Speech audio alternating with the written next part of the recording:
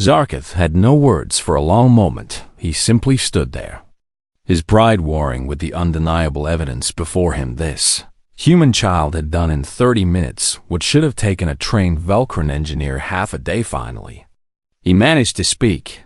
"You have passed," he said, stiffly. "The question now becomes whether you can fix it." Marcus stood and brushed dust from his knees. "That's the harder part," he admitted. "A quantum resonance chamber isn't something I can just patch. You need a replacement. How long to acquire?" "One." Zarkith had already checked. 3 weeks, he said bitterly. "Even if I authorize premium shipping, station fabricators could replicate 1 in 5 days at 8,000 credits. Marcus whistled low. "That's expensive." He walked around the drive assembly, studying it from different angles. Zarkith watched him with a mixture of curiosity and irritation. The human had surprised him once. That didn't mean Zarkith trusted him. "What are you looking for?" Zarkith asked. Marcus didn't answer immediately. He was thinking, his young face scrunched in concentration. Then he asked, "Do you need it to work perfectly, or do you just need it to work long enough to get you to a proper shipyard?" Zarkith's eyes narrowed. "Explain." "Well," Marcus said slowly, "I can't fix it to Velcron standards. Your engineering is way beyond what I can replicate, but I might be able to jury-rig something. A temporary solution that gets you where you need to go." Jury-rig. Zarkith tasted the unfamiliar human phrase. It sounded primitive, crude. "You mean create an inferior substitute?" "I mean create a functional substitute," Marcus corrected. "Look, I can machine a temporary resonance chamber using materials available on this station. Tungsten carbide composite base with a carbon lattice reinforcement structure. It won't be as efficient as your original Velcron piece, maybe 88% efficiency, but should handle normal operations long enough for you to reach a major port." Zarkith felt his scales ripple with revulsion. A hybrid repair using inferior human metallurgy mixed with Velcron energy systems violated every principle he had been taught. Velcron engineering was pure, precise, perfect. That would never work, he said. The harmonics alone would tear apart such a crude component within minutes. Marcus shrugged. Maybe Velcron engineering is a little more robust than you think. Either way, it's your choice. Wait 3 weeks for the proper part. Pay 8,000 for fabrication. Or let me try this. Zarkith's mind raced through calculations. 3 weeks meant losing not just this contract, but potentially 2 others. 8,000 credits would consume most of his profit margin for the quarter, but allowing this human to cobble together some mongrel repair that was unthinkable, wasn't it? If you are so confident, Zarkith said slowly, I propose a wager. Build your temporary chamber. If it functions for even a single hyperspace jump without failure, I will pay you triple the standard rate. If it fails, you will personally cover my towing and repair fees. Marcus grinned. The expression was very human. Showing teeth. Deal, he said. I'll need about 18 hours and access to the station machine shop. Zarkith granted the access, then found himself unable to leave. His curiosity was too strong. He followed Marcus to the machine shop and watched as the human began to work. Marcus started by taking precise measurements of the fractured chamber. He used a basic laser scanner. Nothing sophisticated. Then he pulled up material specifications on the shop's computer. Zarth watched over his shoulder. The human was researching thermal expansion coefficients, crystalline structures, electromagnetic resistance values. He was being more thorough than Zarkith had expected. Marcus selected his base materials and began programming the machining equipment. His fingers moved quickly across the controls. Zarkith noticed he made several adjustments to the standard cutting parameters. Why are you changing the depth settings? Zarkith asked despite himself. The internal lattice needs to align with the stress vectors of your drive's harmonic field. Marcus explained. Standard cuts would create shear points. I'm angling the layers to distribute force more evenly. Zarkith understood the principle, but he had never seen it applied to improvised construction before. This was advanced engineering theory being used to create makeshift part. It shouldn't work, the machine whirred to life. Cutting and shaping the tungsten carbide base. Marcus watched the process with absolute focus. When the first piece was complete, he examined it under magnification, then he frowned and started over. What was wrong? Zarkith asked. Surface inconsistency, Marcus said. Only 0.02 millimeters off specification. But that would create problems. At high energy loads, he was right. Zarkith would have caught that flaw immediately, but he was impressed that the human had. The second attempt was successful. Marcus moved on to creating the carbon lattice reinforcement. This was more delicate work. He used a molecular weaving station that Zarkith himself had only operated a handful of times. The human's hands were steady as he programmed the weave pattern. Where did you learn this? Zarkith asked. Marcus didn't look up from his work. Taught myself mostly, he said. Station has a technical library. I've been reading everything I can get my hands on since I was 12. Fixed my first engine when I was 14. Old cargo hauler. Human-made. After that, people started bringing me their broken equipment. You have no formal training. Can't afford it. Marcus said simply, education costs money. Working the docks pays enough to eat and keeps me around machines. I learn by doing. Zarkith found this concept alien. Every Velcron received comprehensive technical education from childhood. It was their birthright. The idea of learning complex engineering through trial and error seemed impossible. Yet here was this human creating a functional quantum component using exactly that approach.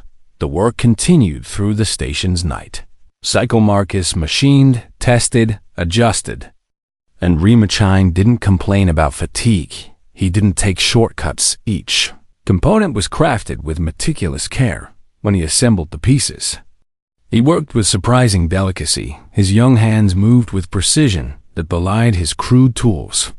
Finally, after 17 hours of continuous work, Marcus held up the completed chamber. It looked wrong to Zarkith's eyes. The color was slightly off. The surface finish wasn't mirror smooth like Velcron components, but when Marcus ran it through the diagnostic scanner, the readings were acceptable, not perfect, but within operational parameters. Ready to install. Marcus announced they returned to Zarkith's ship. The installation took another hour. Marcus was careful, double-checking every connection. When he finished, he stepped back. Run your diagnostics, he said. Zarkith did. He ran every test in his repertoire. He checked harmonic resonance, thermal distribution, quantum field stability, energy transfer efficiency. The makeshift chamber registered at 89% efficiency. All safety parameters were green. The harmonics were stable. It shouldn't work by every principle. Zarkith knew. This hybrid abomination should have torn itself apart. Instead, it hummed quietly, functioning exactly as designed. I don't believe it, Zarkith muttered. Marcus smiled tiredly. Belief is optional, he said. Physics is not. Your ship is ready to fly. Captain. Zarkith stared at the human teenager. At this impossible child who had created something that violated everything Zarkith understood about proper engineering, and yet it worked. I will test it, Zarkith said, with a single jump. If it survives that, I will pay you. And, he added, making a decision that surprised even himself, you will come aboard for the journey. Marcus blinked in surprise. Why? Because if your repair fails mid-jump, I want you present to witness your failure. That was the reason Zarkith gave, but deep down, He knew there was another reason he wanted to understand how this human thought, how he worked, how he had accomplished the impossible with nothing but determination and scrap metal. Marcus grinned again. Fair enough. Captain, let's see what she can do. The pre-flight checks took 40 minutes. Ezra ran through every system twice, searching for any sign of instability. Marcus sat in the co-pilot's seat, watching the readouts with interest. You don't trust your own diagnostics, Marcus observed. I trust Vulcan diagnostics. Zarkith corrected. What I do not trust is improvised human engineering.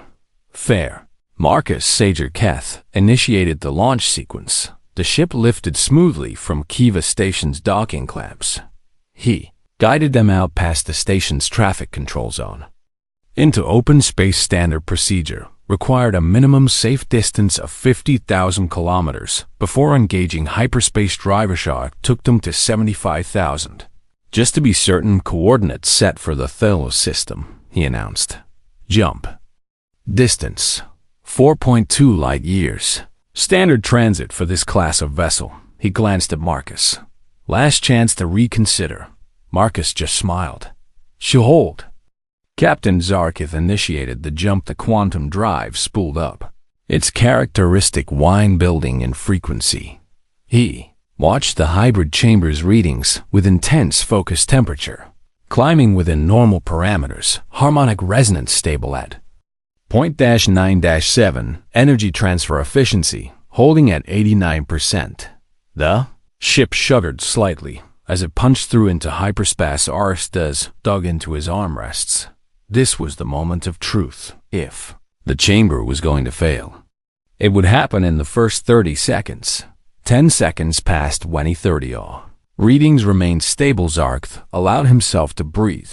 The jump would take 6 hours. 6 hours to prove whether this human's work would last or collapse. Looks good so far. Marcus said he was studying the engineering display with genuine interest. Your ship is beautiful. By the way, I've never seen Vulcan design this close up. Everything is so elegant. Despite himself, Zarkith felt a flash of pride. Vulcan engineering is the finest in the known galaxy, he said. Our ships are built to last centuries with proper maintenance. Every component is designed to precise specifications. Nothing is left to chance. Must be nice, Marcus said quietly. Having that kind of knowledge base to work from, humans are still figuring everything out. Zarkith looked at him curiously. Is that not frustrating? Sometimes, Marcus admitted. But it also means we're not locked into one way of thinking. We can try crazy things because we don't know they're supposed to be impossible. They fell into a comfortable silence. Yazek monitored the systems. Marcus continued studying the ship's schematics on the secondary display. After an hour, Zarkith noticed something odd. The hybrid chamber wasn't just maintaining stability. Its efficiency had increased to 91%. Explain this, he demanded. Pointing to the readout, Marcus leaned over to look. He said. I think the carbon lattice is thermally adapting. It's distributing heat stress across a wider area than I calculated, actually reducing wear on the adjacent coupling systems. That was intentional. Not really, Marcus admitted. I knew carbon lattice had adaptive thermal properties, but I didn't expect them to kick in this strongly. Happy accident. Zarkith felt his worldview shifting. A Vulcan engineer would have calculated every variable precisely, would have predicted this outcome, but they would never have attempted such a hybrid design in the first place. Vulcan engineering achieved perfection through rigid adherence to established principles. Human engineering achieved functionality through flexible improvisation. Both worked, but in very different ways. Tell me, Zarkith said, how does human engineering education work? Marcus laughed. I'm probably not the best example. Remember, most humans who go into engineering attend universities. 4 years of intensive study, learning theory and practice. But that costs money most of us don't have. So people like me, we learn on the job. Apprenticeships, self-study, Trial and error. Lots of error. He added with a grin. My people would consider that barbaric. Zarkith said. Marcus shrugged. Maybe. But it does teach you to think on your feet. When you can't rely on having the perfect tool or the exact right part. You learn to make do. You adapt. 3 hours into the jump. Zarkith made a decision. Would you like to see the full engine specifications? He asked. Marcus's eyes widened. Seriously. Consider it payment for your work, Zarkith said. Knowledge in exchange for service. He pulled up the complete technical documentation for his ship's drive system. Marcus leaned forward. Absorbing every detail, he asked questions that showed his understanding. Why certain alloys were chosen over others. How the quantum field generators were calibrated. What safety margins were built into the power. Distributions Arth found himself enjoying. The conversation. Marcus didn't just memorize information. He synthesized it. Connected it to things he already knew. This is similar to the way human fusion reactors handle plasma containment. Marcus said at one point. The magnetic field topology is different, but the underlying principle is the same. Control through dynamic field adjustment rather than static barriers. Zarkith was surprised. You understand plasma containment theory. Basics only. Marcus said. I worked on a fusion generator repair last year. Really old model. Human built. Nearly killed myself twice figuring out the field equations. He said it so casually, as if risking death was just part of learning. Zarkith realized that. This was the fundamental difference between their species' approaches. Velcron learned in safe, controlled environments. Humans learned in the field, where mistakes had consequences. It made them cautious and creative in equal measure. The jump continued smoothly. Every hour, Zarkith checked the hybrid chamber. Every hour, it performed flawlessly. By the 5th hour, he had to admit defeat. Marcus's improvised repair was working. Not just working, functioning better than Zarkith had thought possible. As they prepared to exit hyperspace, Marcus asked, So what's in the Thalos system? Delivery contract. Zarkith explained. Medical supplies to the colony there. Time-sensitive materials. That's why missing my deadline would have been catastrophic. They dropped out of hyperspace exactly on target. The transition was smooth. All systems green. Zarkith guided them. Ship toward Thalos Station. Your repair survived. He said to Marcus, I will honor our agreement. Triple rate. As promised. Plus, he added, I will provide a reference for any future clients who question your abilities. Marcus looked genuinely grateful. Thank you, Captain. That means a lot. They docked at Thalos Station without incident. Zarkith completed his delivery while Marcus waited on the ship. When the captain returned, he found Marcus in the engine room again. The human was taking readings on the hybrid chamber. Just curious about the long-term performance. Marcus explained. Want to see if there's any degradation after the jump. Zarkith looked over his shoulder at the data. Actually, it appears to have improved slightly. The thermal adaptation has stabilized at optimal levels. Marcus nodded. Carbon lattice does that. Takes a few thermal cycles to find its equilibrium. But once it does, it's remarkably stable. A thought occurred. To Zarkith, how many more jumps do you estimate this repair will last? Marcus considered. Hard to say exactly, but if I had to guess, maybe 50 jumps before you start seeing any real degradation. 100 if you're lucky and don't push the engines too hard. 50 jumps, that could take him months. Maybe half a year, all from a repair that took 18 hours and used improvised materials. Arth made a decision. It was impulsive, by Velcron standards reckless. Even but something about this human had changed his perspective. Marcus Chun, he said formally. I have a proposition for you. Marcus looked up. Curious, I'm listening. My next delivery takes me to the Covert Nexus, Zarkith said. From there, I have contracts in 3 more systems. My usual route will take approximately 2 months to complete. I would like you to remain aboard as my ship's engineer for this journey. Marcus stared at him. Are you serious? I will pay standard engineer rates, plus room and board. Zarkith continued. In exchange, you will maintain the ship and handle any repairs that arise. You will also have access to all technical documentation I possess. Consider it an apprenticeship. Learn Vulcan engineering. Teach me human improvisation. Marcus was silent for a long moment. Then he smiled. That very human expression of joy. Captain, he said, you've got yourself an engineer. The first week of their partnership was an adjustment for both of them. Zarkith was accustomed to working alone, to having complete control over his ship. Marcus was used to independence, to making his own decisions without oversight. They clashed. On small things, Zarkith wanted schedules and procedures followed exactly. Marcus wanted flexibility to respond to problems as they arose.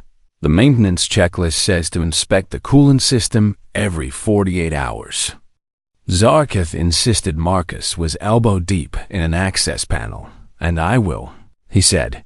But right now I'm hearing a harmonic in the starboard stabilizer that shouldn't be there. If I don't check it now, I might forget later. The checklist exists for a reason. Marcus pulled himself out of the panel. Captain, I respect your procedures, but I also trust my instincts. That sound means something is starting to wear. If I wait, it could become a bigger problem. Zarkith wanted to argue, but he also ran a quick diagnostic on the starboard stabilizer. There was indeed a minor irregularity, one that wouldn't have shown up on routine checks for another week. Fine. He conceded, check the stabilizer. But after that, you will follow the maintenance schedule. Marcus grinned. Deal. Despite their differences, they found a rhythm. Marcus learned to appreciate the logic behind Vulcan procedure. Eschucht learned to trust Marcus's intuition about mechanical systems. Human had an almost supernatural ability to hear when something was wrong, a subtle change in vibration. An off note in the engine hummed. Things Zarkith's instruments might not catch for days. Their second jump together took them to the Corvin Nexus, a massive trading hub where hundreds of ships from dozens of species converged. As they docked, word of the human fix on a Vulcan ship had apparently spread. 3 captains approached Zarkith within the first hour. All had heard about Marcus. All had supposedly unsolvable problems. The first was a Drachnori captain named Cheshire. Species were known for their aggressive flying and tendency to push their ships past safe limits. My shield generator keeps overheating, she explained in her rasping voice. Every engineer tells me I need a complete replacement. Costs more than the ship is worth. Marcus examined the generator while Sheezes and Zarkith waited. It was a Drachnari design, completely different from Vulcan technology, but Marcus approached it the same way he approached everything, observing, listening, testing. After an hour, he returned with his diagnosis. Your problem isn't the generator itself, he told Sheezes. It's your cooling system routing. Drachnari ships are designed for short, intense bursts of speed, but you're running long-haul routes that keep the shields active for hours. The cooling system can't keep up with sustained load. Sheezes hissed in frustration. So I do need a replacement. No, Marcus said. You need better heat distribution. I can add a secondary cooling loop using standard heat exchangers. Route it through your cargo bay bulkhead. The metal there is thick enough to act as a heat sink. Won't be as elegant as a factory solution, but it'll work. Shiz's eyes gleamed. How much? Parts and labor. Maybe 800 credits. 2 days' work. The Drachnari captain agreed immediately. Marcus spent the next 2 days retrofitting her cooling system. Zarkith watched when his own schedule allowed. The human worked with the same meticulous care he'd shown on the quantum chamber testing, adjusting, retesting. When he activated the modified system, the shield generator's temperature dropped by 30%. Shis was delighted. She paid Marcus double what he'd asked. The second captain was Tolgren, a cautious Breenie whose species valued safety above all else. My navigation computer keeps glitching. He explained. Shows phantom objects that aren't there. Makes me nervous. Marcus spent 3 hours tracing the problem. It turned out to be electromagnetic interference from an incorrectly shielded power conduit. A 15-minute fix once he located. Idogren was so grateful, he offered Marcus a permanent position. Marcus politely declined. The third case was more complex. Captain Vex was Talarian, a species known for their enormous cargo haulers. My artificial gravity keeps fluctuating, she said. One section of the ship will suddenly go to 0.8 GG while another jumps to 1.3. It's making my crew sick. I've replaced the main gravity generator twice. Problem keeps coming back. This one stumped Marcus initially. He studied the ship's schematics for hours, ran diagnostic after diagnostic. Finally, he asked Vex a strange question. Did you recently install new cargo container racks? Vex's 4 eyes blinked in surprise. Yes, 6 months ago. How did you know? Because your gravity field generators are perfectly fine. Marcus explained. The problem is the new racks. They're made of a ferromagnetic alloy that's creating interference patterns in the gravity field.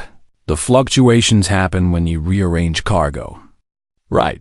Vex slowly nodded. Every time we load or unload. Marcus pulled up his calculations. Your options are to replace the racks with non-magnetic materials, or to install field compensators at strategic points throughout the cargo bay. Compensators are cheaper and faster. He spent a week on Vex's ship.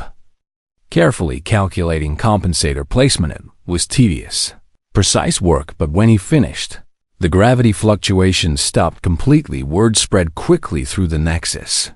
The human kid who could fix anything. Captain started seeking him out. Some offered significant money, others offered rare parts or information. Marcus turned down most of them. He had committed to Zarkith as 2-month journey, intended to honor that commitment, but Zarkith saw something in these interactions that troubled him. Every species in the galaxy had their specialties. Drakari were pilots, Vulcan were engineers, Brini were navigators. Each race had spent millennia perfecting their particular talents, but Marcus didn't specialize. He adapted when faced with Draknari technology. He learned Draknari principles, Brini systems, Brini logic, Talarian designs. Talarian thinking. Humans didn't have millennia of tradition, locking them into specific approaches.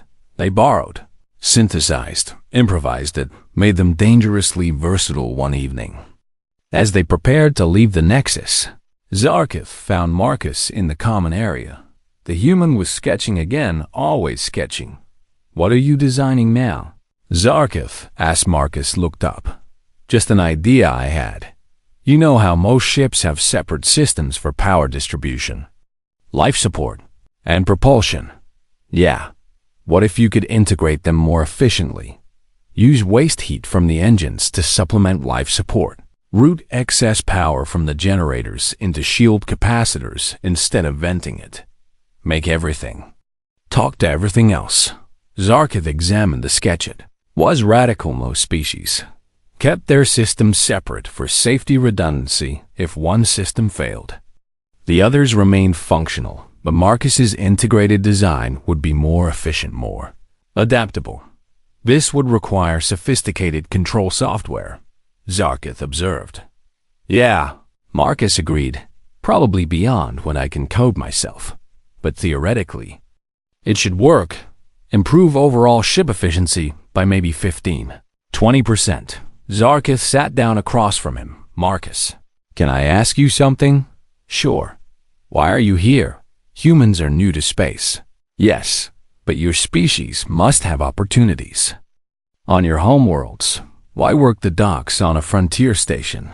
Why accept a job on a Velcran trader ship? Marcus was quiet for a moment. Earth is crowded, he said finally. 20 billion people competing for everything. Education, jobs, opportunities. Out here, on the frontier.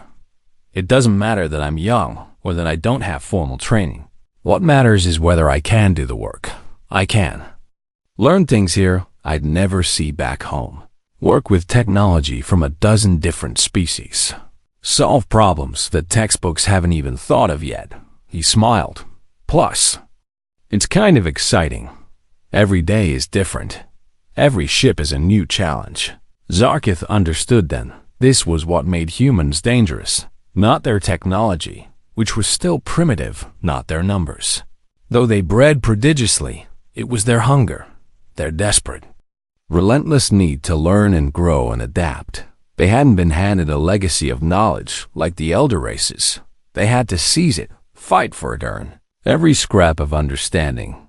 It made them fierce in ways the comfortable, established species had forgotten how to be. You remind me, Zarkith said slowly, of what the Velkran were once, before we perfected our craft, when we still hungered to understand the universe. Marcus met his eyes. Then maybe, he said, we can learn from each other. You teach me precision.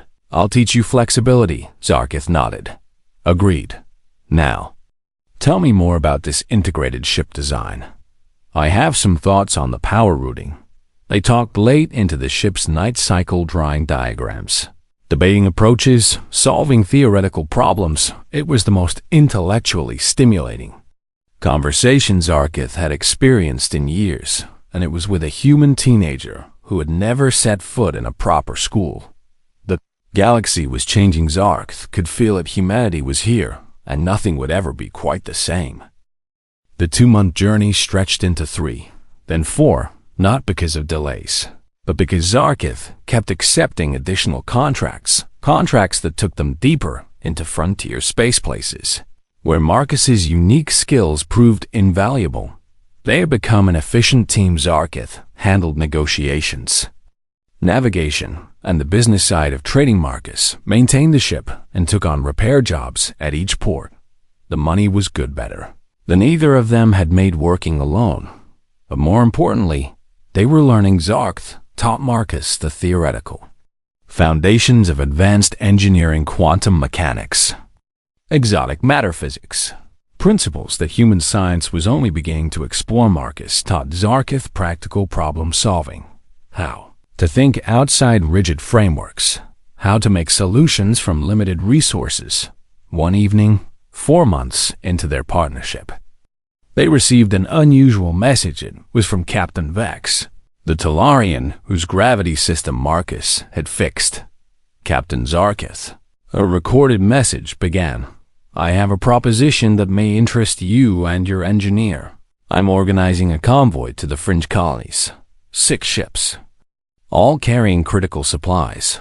We need a dedicated repair vessel to accompany us. Someone who can handle emergency repairs in the field. I'd like to hire you. Zarkith looked at Marcus. What do you think? Marcus was clearly excited. A dedicated repair ship. That's a huge responsibility, but also an incredible opportunity. We'd see every kind of problem imaginable. Different ships, different systems, different emergencies. The experience alone would be worth it. Zarkith found himself smiling. Months ago, he would have dismissed such a proposal immediately. Velkran traders worked alone. They didn't join convoys or subordinate themselves to collective ventures, but now he saw the potential. We would need to modify the ship, he said, expand the workshop space, stock a wider range of parts and materials. Marcus was already pulling up schematics. We could convert the forward cargo bay, install proper machining equipment, a materials fabricator, diagnostic stations, turn this into a real mobile repair facility. They spent the next 3 weeks preparing. Marcus designed the workshop layout while Zarkith handled procurement. It was expensive, very expensive, but Zarkith found he didn't mind. This was an investment in their future together. They transformed the cargo bay. Marcus insisted on including equipment from multiple species, technological traditions, Velkran precision tools, Drachnori, heavy-duty fabricators, Brini diagnostic computers, human welding and machining equipment. If we're going to fix anything, Marcus explained, we need to work in any engineering language. The result was a workshop that made traditional engineers uncomfortable. It was too eclectic. Too mixed, no single species would approve of the combination. But it worked when they joined Vex's convoy. They immediately proved their worth.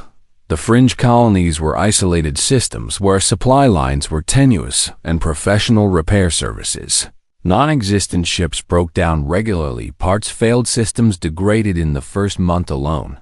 Zarkith and Marcus handled 19 repair jobs, a shattered sensor array on a Brini scout ship, a cracked fusion containment vessel on a human freighter, a malfunctioning air recycler on a Talarian hauler. Marcus approached each problem with the same methodology: observe, diagnose, improvise, repair. He taught these techniques to Zarkith, who found himself becoming more flexible in his thinking. One particularly challenging case involved a Xylo colony ship whose quantum drive had suffered a catastrophic failure. The Xylo engineer was in tears. "We cannot afford a new drive," she said in her musical voice. "Without it, we cannot reach our destination." 3,000 colonists stranded. Marcus spent 6 hours examining the damaged drive. The core was completely destroyed, irreparable by any conventional measure. But Marcus didn't think conventionally. "I can't fix your quantum drive," he told the Xylo engineer, "but I can build you a hybrid system. Combine a standard fusion drive with gravitational assist principles. It won't be as fast as quantum, but it'll get you where you're going." "How long?" 3 weeks. "Maybe 4. The Xylo engineer was skeptical, so was Zarkith initially, but they'd learned to trust Marcus's instincts. The project was massive. It required components from every ship in the convoy. Everyone contributed spare parts, materials, even labor. Marcus coordinated it all. He didn't just design the hybrid drive, he made it a teaching opportunity, showing the Xylo engineers how each component worked, to maintain it, how to repair it themselves when the drive finally activated. It exceeded everyone's expectations. The colony ship could reach its destination. It would take 3 months instead of 3 weeks, but they would make it. The Xylo offered payment, but Marcus refused. "You gave us parts at cost," he said. "You need your money for the colony. Consider it a housewarming gift." Word of that gesture spread through the convoy, through the fringe colonies, through every port and station on the frontier. The human engineer who didn't just fix ships, who taught others how to fix them themselves, who refused payment from those who couldn't afford it, changed how people saw humans, not as primitive newcomers, not as cheap labor, but as partners, as equals, as friends. 6 months after joining the convoy, Zarkith called a meeting with Marcus. "I have been thinking," he said, "about our arrangement." Marcus looked concerned. "Is something wrong?" "On the contrary," Zarkith said, "everything is very right, which is why I propose we formalize our partnership." He pulled up a legal document on his datapad. "Equal shares in a new venture. Zarkith and Chun Repair Services. We split profits, split decisions, split everything." Marcus stared at the document. "You want to make me a partner? An equal partner? I already consider you one." Zarkith said simply, "This merely makes it official." Marcus's eyes were suspiciously bright. "Captain, I don't know what to say." "Say yes," Marcus laughed. "Yes, absolutely yes." They shook hands. Human-style Zarkith had grown fond of the gesture. That evening, they celebrated with the convoy captains from 6 different species gathered to toast the new partnership. Vex raised her glass to Zarkith and Marcus. She said, "The Vulcan who learned to think like a human, and the human who learned to engineer like a Vulcan. Together, you represent something the galaxy needs, the best of both worlds." Later, as the party wound down, Zarkith and Marcus stood together looking out at the stars. "You know what's funny?" Marcus said. "When I first met you, you thought I was primitive, incapable, a waste of your time." Zarkith felt shame at the memory. "I was a fool." "No," Marcus said. "You were what you were taught to be. Your whole life, you learned that Velcron engineering was the pinnacle, that other approaches were inferior. I don't blame you for believing it, but you changed your mind. Zarkith observed, when faced with evidence that takes wisdom or desperation. Marcus said with a grin. Zarkith laughed. Perhaps both. They stood in comfortable silence. What do you think humanity's place in the galaxy will be? Zarkith asked. Marcus considered the question. I think we're connectors. He said finally, every species has their specialty, their tradition, their way of doing things. Humans don't have that. We're too new, too inexperienced. But that means we can move between traditions, learn from everyone, synthesize ideas that would never meet otherwise. We're the bridge species. Zarkith thought about this, about how Marcus combined Velcron precision with human improvisation. How he could work with Drakmari or Brini or Talarian systems equally well. How he taught as much as he learned. Yes, he said slowly. I believe you're right. And the galaxy is better for it. Marcus smiled. Thanks. Partner Zarkith looked at his former cargo bay, now a thriving workshop, at the convoy around them. Ships from a dozen species working together at this human teenager who had taught him more than any Velcron master. And he thought about his first assessment of Marcus, a primitive, a waste of time. How spectacularly wrong he had been. Thank you, Zarkith said quietly. For what? For showing me that genius isn't about what you know. It's about what you can learn, what you can create when you refuse to accept limits. Humans have that gift. You have that gift. Marcus looked embarrassed. I just fix things. No, Zarkith said. You fix people's thinking. You certainly fix mine. They returned to work the next day. 2 partners, 2 perspectives, 1 goal. To keep ships flying, to keep people moving, to keep the frontier alive and across the galaxy. Other species were starting to notice that humans, those strange newcomers, had something special, not superior technology, not ancient wisdom, but an unshakable belief that every problem had a solution if you were creative enough to find it and brave enough to try. The warning lights flashed red across Captain Zarketh's control panel. He slammed his clawed hand against the console and let out a low growl that rumbled from deep in his throat. 17 years he had piloted this ship. 17 years without a single major failure now. Docked at Kiva Station on the edge of civilized space, his quantum drive regulator had fractured. It was Velcron, and the Velcron did not accept failure easily. His species had engineered starships for 3,000 years. Their technology was the standard by which other races measured their own pathetic attempts at space travel. Every Velcron child learned the 73 principles of quantum harmonics before they could even read yet. Here he sat, stranded like some primitive fool. The station's harbor master, a squat Talgarian named Brex, waddled into the docking bay. His 6 eyes blinked in sequence as he reviewed the diagnostic readout on his data tablet. Bad news, Captain, Brex said in his wheezing voice. The engineering conference pulled every certified tech from this sector. No one available for at least 3 cycles. Zarkith's sailed skin flushed a deeper purple, the Velcron sign of intense frustration. 3 cycles meant he would miss his delivery window, miss his deadline, lose his contract. There must be someone, he hissed. Anyone with basic technical certification.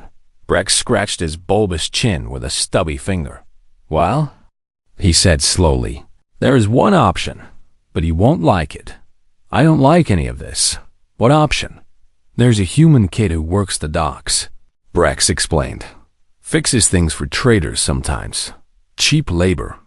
Decent reputation, actually. Zarkith recoiled as if struck. A humans had barely been in space for 60 years. They were children playing with toys they barely understood. Their entire technological base was borrowed, stolen, or crudely copied from species who actually knew what they were doing. You expect me to trust my ship to a human? Zarkith's voice dripped with contempt. A human child. No less. Breck shrugged, his multiple shoulders moving in a rippling wave. Your choice. Captain, wait 3 cycles for a real engineer, or take a chance on the kid. Either way, your docking fees keep running. Zarkith calculated quickly in his head. The fees, the lost contract, the damage to his reputation. He had built his trading business on reliability on Volcron, precision, and punctuality. Fine. He spat. Send the human. But this is a test only. If this primitive can even identify the problem, I'll consider paying him.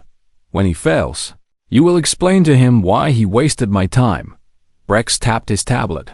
I'll send word. His name is Marcus. Marcus. Chun Zarkith returned to his ship to wait. He paced the engine room, examining the fractured regulator housing. The crack was hairline thin, nearly invisible. It had probably been developing for months. The failure was subtle, sophisticated. It would take a trained Velcrin engineer hours just to diagnose properly. He allowed himself a bitter laugh. A human would stare at it like a monkey looking at a puzzle box. 40 minutes later, footsteps echoed in the docking tube. Zarkith turned to see the most unimpressive sight imaginable. The human was barely past adolescence.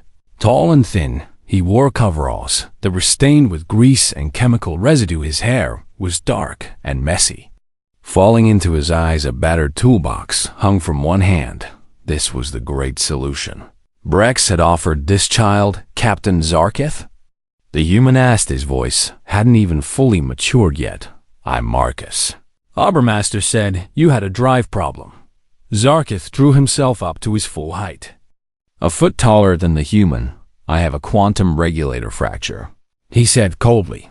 A problem far beyond your primitive understanding. However, I am desperate. If you can identify the exact nature of the failure within 1 rotation, I will pay you standard diagnostic rates. When you fail, you will leave and waste no more of my time. Marcus didn't seem bothered by the hostility. He just nodded and said, Fair enough. Can I see the engine room? Zarkith led him to the drive chamber without another word. He expected the human to pull out some crude scanning device instead.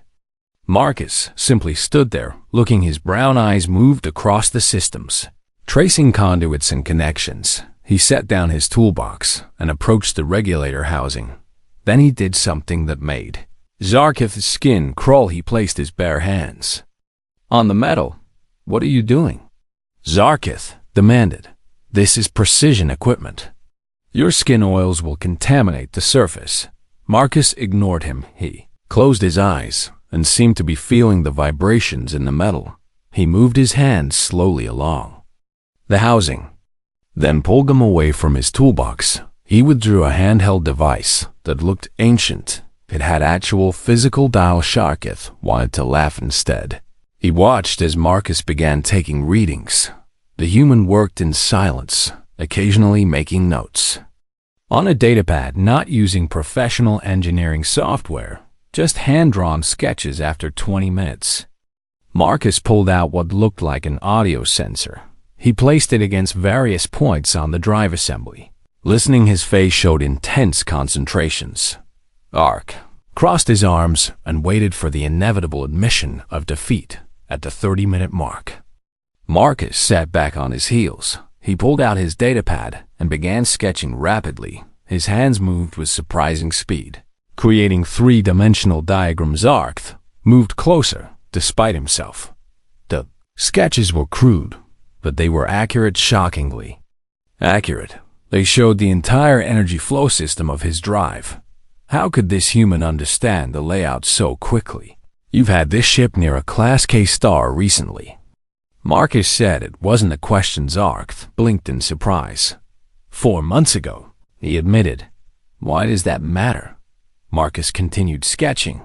The thermal variance from Class K radiation is pretty extreme. Your quantum resonance chamber has a hairline fracture on the north-facing mount. It's causing harmonic feedback into the primary regulator. Zarkith felt his breath catch. That was exactly right. But that's not your only problem. Marcus continued. He pointed to his sketch. You've got thermal fatigue building in the iridium core sleeves. Maybe 100 operating hours before they start to degrade. And your coolant exchange manifold has a microscopic leak, probably losing a few milliliters per cycle. You won't notice it until the system runs hot during a long burn. Zarkith stared at the human teenager. Each diagnosis was correct. Had suspected the core sleeve issue, but hadn't confirmed it, yet the coolant leak was news. But he ran a quick diagnostic. There it was, 0.03 milliliters per hour. How had this primitive child identified 3 separate cascading failures in 30 minutes with tools that belonged in a scrap heap, using methods that no respectable engineer would even consider? Marcus looked up at him with those 2 young eyes. So, he said, do I pass your test?